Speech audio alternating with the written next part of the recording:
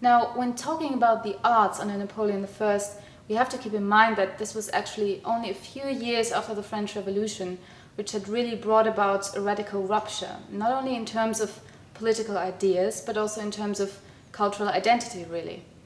Because since Louis XIV, at least, politics and culture were inextricably linked in France. And this link found its most powerful expression in the image in the portrait of the French king.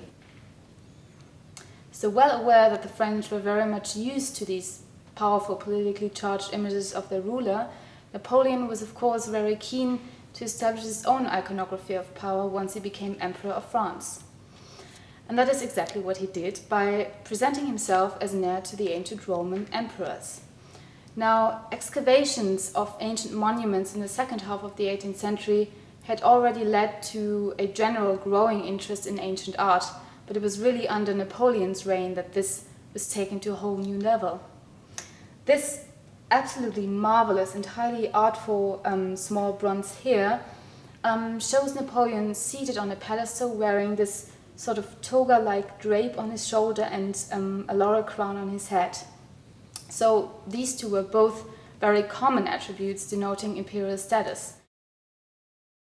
In his right hand he holds drawing and geometrical tools, while his left hand originally held a scepter. So here he's not only shown as a powerful leader, but also as a patron of the arts and sciences. So once again we have this very clear fusion of politics and culture. This piece was presented to the emperor together with a companion bronze portraying his second wife, Empress Marie-Louise, and was conceived by Dominique Vivant-Denon, who is Napoleon's Director General of Museums, and it was also Denon who played a very central role generally in the fabrication of the emperor's public image. Now, you'd expect the emperor to have been delighted with these two beautiful bronzes, since they also really embodied everything that Napoleon's visual agenda was about.